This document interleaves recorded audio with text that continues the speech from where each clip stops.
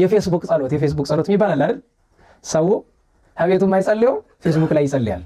ፌስቡክ ላይ ጌታ ሆይ ራራልን እንጂ ብሎ ይጽፋል። ክርስቶስ ወርዶ ፌስቡክ ላይ እንዲያነበው ማለት ነው። ሳይንስ ምን ይላል? ከጣርክ ይሳካላል ይላል። ሃይማኖት እንደዛ አይደለም። እግዚአብሔርን አጋዥ አድርገህ ከጣርክ ብቻ ነው የሚሳካልህ። በነገራችሁ ላይ ተግሳጽ ሊመጣ ሲል ልቤን ወደ ውስጥ ሲስበኝ ይታወቀኛል። ምንም መናገር አልፈለግም። መድኃኒዓለም በሚያውቀው እንዴት እንደመረረኝ መድኃኒዓለም የሚያውቀው። ቅድም አንድ ልጅ ምን አለኝ? እንባዬ አልገታ አለ። እንዲያው ምከረኝ እባክህ መጥፎ ነው መሰለኝ። እናንተ የራበውም የጠገበውም እየጠየቀን እንዳገባን እኮ። በክርስትና ውስጥ ሁላችንም በክርስቶስ ወንድማማች ነን። ይህንን አምኖ መቀበል ክርስቲያን ለመሆን ያግዛል በጣም። ከዚያ በጸሎታችሁ ስለኔ ብሎ በሌላው መልእክቱ ላይ ስለኔ ጸልዩ ብሎ እንደተናገረው የማትጸልይለትን አገልጋይ አትተቸው። ሰማችኋል? የማትጸልዩለትን አገልጋይ አትተችሁ፣ አንተች። አንድ ወላጅ ልጁን የሚቀጣ ስላበላ ስላጠጣ ነው። ጎረቤት ያልወለደው ልጅ መቅጣት ይችላል? ለምን? ቀድሞ ይችላል የሚባልበት ጊዜ ነበር አለኛ ልጆች እያለ ለምን የሚባል አብሮ እኩል አብልቶ አጠጥቶ አልብሶ የሚያሳድግ መልካም ጎረቤት ስለነበረ። መጽሐፍ ይላል ጌታችን በማቴዎስ ወንጌል ምዕራፍ 10 ላይ የደለው አስወለ ዘይት ከነ ለሚያገለግል ምን ይገባዋል? ዋጋ ይገባዋል። ቅዱስ ጳውሎስ አያይዞ ከዚህ ምን ይላል? የሚያበራየውን በሬ አፉን አትሰረው፣ እየሰራ ነው ሊበላ ይገባል። ስለዚህ ያላጎረስከውን ልትወቅሰው አትችልም። መጀመሪያ አገልጋዮችን ለመውቀስ ሁለት መስፈርት ያስፈልገናል። መውቀስ ራሱ አስፈላጊ ከሆነ መምህርም ይሁን ካህንም ይሁን ዲያቆንም ይሁን ማንኛውንም የቤተክርስቲያን አገልጋይ ከመንቀፋችን በፊት ሁለት ኃላፊነት ተወጥተናል ወይ? አንደኛ የሚበላና የሚጠጣውን አዘጋጅተንለታል ወይ? አይደለ? መጽሐፍ ይላል አይደል? ሐዋርያትን በማቴዎስ ወንጌል ምዕራፍ 10 ምንድን ያለ? የሚቀበሏቸው ቤት ግቡ፣ እዚያ ቤት እንዲበሉ እንዲጠጡ ለሐዋርያት ተፈቅዶላቸዋል አይደለም? ለካህኑ የሚበላና የሚጠጣውን አዘጋጅተንለታል ወይ? ካልሆነ በምን መብትህ ነው? ምግብ እንዴት አድርጌ ላዘጋጅለት ትለኝ እንደሆነ አስራቱን አውጣ። አንተ ቤት እየመጣ መቼም ሲለምን አይውልም። እግዚአብሔር ለ11 ነገድ ርስት ሲያካፈል ነገደ ሌዊን ርስት አልሰጠው ማለት የነገደ ሌዊ ርስቱ ምንድነው? አስራቱ ነው። እስራኤል ራሳቸው ናቸው። ስለዚህ አስራት የማያወጣ ሰው ካህንን ወይ ዲያቆንን ወይ አስተማሪን ብቻ አገልጋይ ምንም ቢያጠፋ መውቀስ አይችልም። ምክንያቱም የእግዚአብሔርን ገንዘብ ከመብላት የአገልጋይን ጉሮሮ ከመዝጋት በላይ ኃጢአት የለምና። አንድ ሁለተኛው መስፈርት እንዲበረታ ትጸልያለህ ወይ? እንዲቆም ትደግፈዋለህ ወይ? በምንም መደገፍ ባትችል እግዚአብሔር እንዲደግፈው ትጸልያለህ ወይ? አሁን ዛሬ ብዙ ጊዜ አይታችሁ ከሆነ ለመንቀፍ እንትን ለማለት ለመገሰጽ ብዙዎቻችን ቅርብ ነን። በዚያውስ ላይ አብልታ አጠጥታ አስራት አወጥተህም ቢሆን ትነቅፈው ዘንድ ሲገባለሁ ይትለኛ አይገባም። እሱ የሚገባ ለሚገባቸው ነው። መንቀፍም የሚገባ ለሚገባው ብቻ ነው። እንዲያው ግን መጀመሪያውኑ አስራቱን ሳታወጣ እግዚአብሔርን ሰርቀሽ ከዛ ደግሞ ያ ሰው እንዲቆም አንድ እውነት ልንገራችሁ፣ ካህናት ሁል ጊዜ ጸሎት ያደርሳሉ በቤተክርስቲያን። ንገሩኝ፣ ለማን ነው ንገሩኝ? 24 ሰዓት ስላንተ እየጸለዩ አንተ አንድ ደቂቃ ሳትጸልይላቸው ለምን ተወቅሳቸዋለህ? እንኳን ሌላ አይታችሁ ከሆነ የምናደርሰው ጸሎት ውስጥ ካህንን የሚመለከት አለ? የለም እኮ። ከምናደርሰው ጸሎት ውስጥ ካህናትን የሚመለከት አገልጋዮችን እንዲያጸናቸው የምንለብልበት አንቀጽ የለንም እኮ። የትም ቦታ ብትሄዱ አንዳንድ ሰንበት ትምህርት ቤቶች ምህላው ላይ እግዚኦ ቀቦሙ ላይ እግዚኦ ቀቦ ለርዕሰ ሊቃነ ጳጳሳት አባ ገሌ እግዚኦ ቀቦ ተብሎ እሱም ጳጳስ ላይ ነው የሚቆም፣ ወደታች አይወርድም።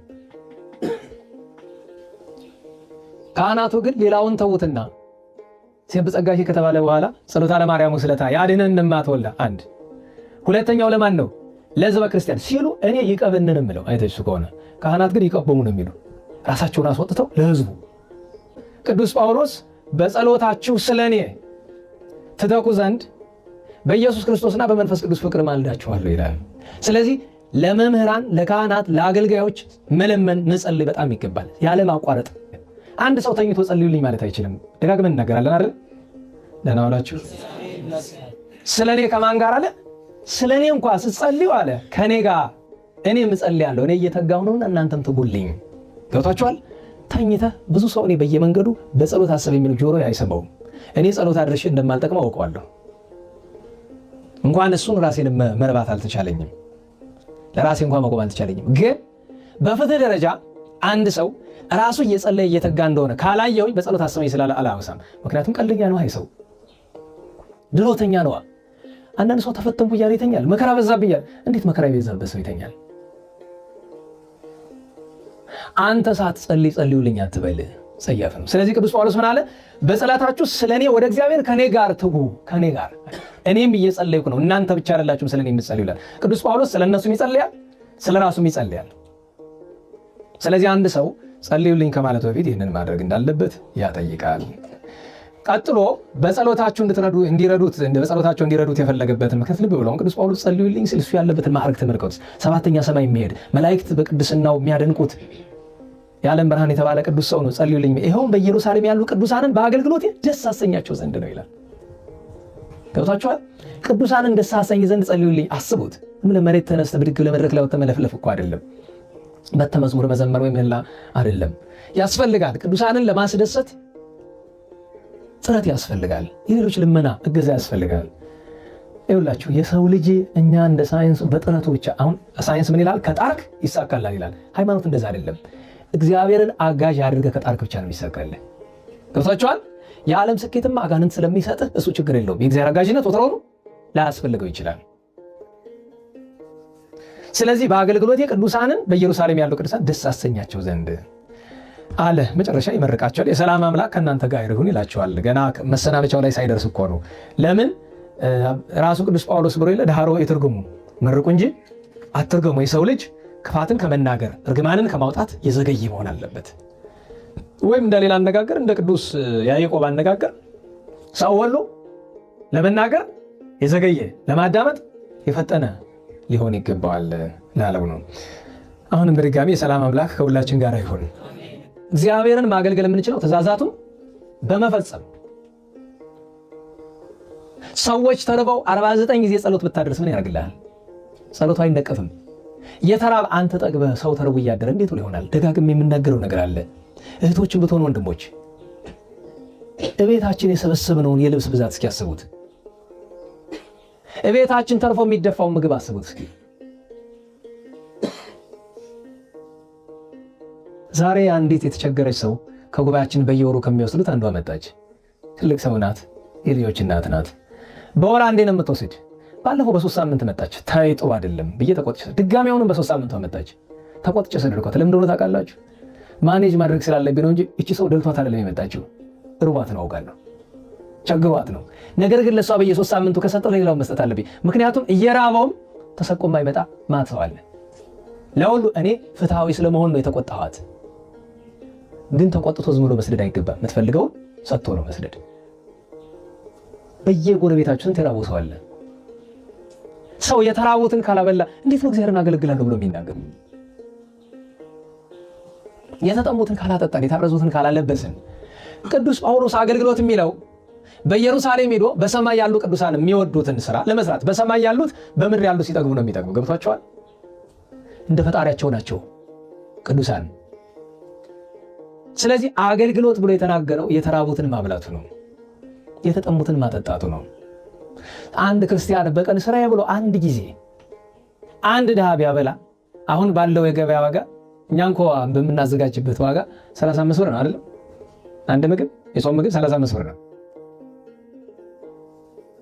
30 ጊዜ 30 900 ነው አይደል? 5 ጊዜ 30 150 ነው አይደል? 1050 ብር ነው። በ1050 ብር ወሩን ሙሉ አንድ ድሃ ሁሌ ምሳ ማብላት ይችላል። እንዲህ በቀላሉ ነገር አስቡት። 100 ብር እንኳን ካለ 10 ብር ላለው ሰው ራራለት። 1000 ካለ 100 ብቻ ላለው ራራለት። ባለፈው ነግሬያችኋለሁ። እንደ ልባችሁ እየኖራችሁ ምህረት አትለምኑኝ ብሏል እግዚአብሔር አላለም? አንተ ለተራበው፣ እኔ ለተራበው፣ አንቺ ለተራበው ሳንራራ እንዴት ነው እግዚአብሔር እንዲራራልን የምንጠብቅ? መጀመሪያውኑ ከእግዚአብሔር ምህረት ለማግኘት መጽሐፍ ይናገራል። ብፁዓን መሐርያን የሚምሩ ብፁዓን ናቸው እስመ ሎሙ ይምህርዎሙ፣ የሚምሩ ብፁዓን ናቸው። ካህናት ድሆች ነን ብላችሁ ታስባላችሁ፣ ከእናንተ የከፋ እኮ አለ። ለምን አትራሩ? ደሞዛችሁ 2000 ሊሆን ይችላል። 500 ብር ደሞዝ ያለው ሰው አለ፣ ማት ቤተሰብ ያለው ሁሌ የመጨረሻው ድሃ እኔ ነኝ ብሎ ማሰብ በራሱ ከእግዚአብሔር ጋር አያኗኑርም። የከፋውን ተመልከቱ። የተሰለቸ አነጋገር አለ አይደለም? ጫማ የለኝም ብለህ አትዘን ነገር የሌለው የሚባል በጣም የተሰለቸ አባባል ስለሆነ የተሰለቸ ምላችሁ አይምራችሁ ስለሰለቸው ትርጉም አይሰጠንም። ልክ አምሳሎሚ እንደሚባለው ተረት ማለት ነው። ገና ሊናገሩ ሲሉ ቋቅ ይለናል አይደለም? ለምን እንደሆነ ታውቃላችሁ? የሚናገሩ ሰዎች የማያደርጉ ሰዎች ስለሆኑ የማናደርገው ሰዎችን የምናወራው። በአፍ መስበክ ቃል እግዚአብሔርን እንዲሰለች ያደርገዋል። ምክንያቱም መንፈስ ቅዱስ የተለየ አነጋገር ነው። ተናጋሪውም ሰቢውም ጆሮ ላይ መንፈስ ቅዱስ የለም፣ ይሄም አንደበቱ ላይ የለም። አስቸጋሪ ነው። ይሄ ምን የስናገረው ስህተት ነው። እናንተ በምታውቁት መንገድ እውነት አድርጋችሁ ያዙት። ይገባችኋል ምን ለማለት እንደፈለኩኝ? ይሄው የስናገረው ብዙ ጊዜ ችግር ስለሆነ ማለት ነው። ለሁሉም አገልግሎት ማለት ሌላውን ነገር እንዳለው ነው። በጉባኤ በምን ቤተክርስቲያን ያለው ነው እንዳለው ነው። ነገር ግን የተራበን ከማብላት የጠማን ከማጠጣት በአጠቃላይ ከስድስቱ ሕግጋት በላይ አገልግሎት አታገኙም። አንድ ካህን ቀድሶ የሚያቆርብ ካልጠፋ በቀር ቀድሶ ከሚያቆርብ ድሃ ቢያበላ የበለጠ ይሆናል። ምክንያቱም ያኛው ድሃ ቀድሶ የሚያቆርብ ካለሱ ምን ይሰራል እያለ ከሌለ ይሄኛው ይበልጣል። አሁን ንጽጽር አይደለም፣ መቀደስና ድሃ ማብላትን ለማነጻጸር አይደለም። ነገር ግን የሚቀድስ እያለ የማይታጎል እንደሆነ እያወቀ ካወቀ ድሃ ወደ ማብላቱ ማድላት አለበት። የተቸገሩት ታውት ሌላ የዲያቆን ስራ ምንድን ነው? ፍትሐ ነገሥት ምንድን ነው የሚለው? የተቸገሩ የታመሙትን ዞሮ ይጎብኛቸው፣ ፈቃዳቸውን መዝግቦ ያምጣና ለካህኑ ይንገረው፣ ካህኑ ለምዕመናን ይንገራቸው። ምዕመናን ሙዳየ ምጽዋት የሚያስገቡትን ታውቃላችሁ። ቤተክርስቲያን ሙዳየ ምጽዋት የካህን አይደለም። አሁን ዛሬ ደሞዝ የሚከፈላችሁ ከሙዳየ ምጽዋት ነው አይደለም? ለምን? አስራቱን ህዝብ በላው። ስለዚህ ካህን ተስፋ ሲያጣ ሙዳየ ምጽዋቱ የነዳያንን ገንዘብ ነው እየበላን ያለን። ግን አያስለቅፍም ካህኑን። ምክንያቱም ምዕመኑ ነው አስራቱን በላበት እና ምን ይብላ? አፈር አፍሶ መቼም አይቅም። ያውም የሙዳየ ምጽዋት እንደምታውቁት አልደርስ ብላ መሀል ሀገሩ የውጭ ሀገር ካልሆነ በቀር እዚህ ደህና ደሞዝተኛ የሚባል ካህን 3000 ነው። 3000 እንደምታውቁት ጤፍ እንኳን አይገዛም አይደል? ትልቅ ደሞዝ የምንለው ጤፍ እንኳን አይገዛም። የካህኑ ትልቁ ደሞዙ 3000 ብር ምናምን ጤፍ እንኳን አይገዛም። ለአንድ ካህን ኩንታል ጤፍ ገዝታቸው ቤቱ ብታኖሩለት ከደስታ በላይ ደስታ ነው። ምክንያቱም ለመግዛት አስጨናቂው ነገር እሱ ነው። ስለዚህ ዲያቆኑ የታመሙ ሰዎችን ዞሮ ጎብኝቶ ፈቃዳቸውን ጠይቆ ለካህኑ ነግሮ ካህኑ ከምዕመናን በሙዳየ ምጽዋት ሰብስቦ ቅዱሳንን ለማገልገል መጀመሪያ ወደ ራሳችን ልቦና መገስገስ አለብን። ቅዱሳንን ለማገልገል ወደ ራሴ አንዳንድ ጊዜ ሰው እንደማበድ ሲያደርገው በጣም ሲቆጣ አባቶች ምንድን ነው የሚለው? ወደ ቀልብህ ተመለስ ይላሉ አይደለም? አዎ ገስግስ ተመለስ። ሰውየው ዛንደቆ ማለት ተመለስ ይሉታል። እዚያው ቆመን ከልቦናችን ከሰውነታችን እግዚአብሔር ካነጻት ሰውነታችን ቤተ መቅደስ ሰውነታችን ኢየሩሳሌም ሰውነታችን ተለይተናል። በእውነቱ እምነት አላችሁ? እምነት አላችሁ? እንፈትነው። ታምናላችሁ? በእግዚአብሔር ታምናላችሁ? እኔ በነገራችሁ ላይ በጣም የሚያስገርመኝ ነገር ይሄን ያለ እርግጠኝነታችሁ በጣም ነው የሚያስገርም። እኔ እንደናንተ አይነት ልብ እንዲኖረኝ እመኛለሁኝ። ቢያንስ ውስጤ ሰላም ያገኝ ነበረ። በእግዚአብሔር ታምናላችሁ? ጌታችን ስለ እምነት የተናገራቸው ኃይለ ቃላት አሉ። እስቲ አስታውሱኛ አንድ ሁለት። ለሚያምኑልህ ይቻላል እሱ ይሻላል ወይስ የሰናፍጭ ቅንጣት አክል እምነት ቢኖራችሁ የሚለው ሁለት። በእኔ የሚያምን እኔ የምሰራውን እስኪ ከሶስቱ አንዱ ምረጡልኝ። የትኛው ይሻላችኋል? ራሳችሁን ለመለካት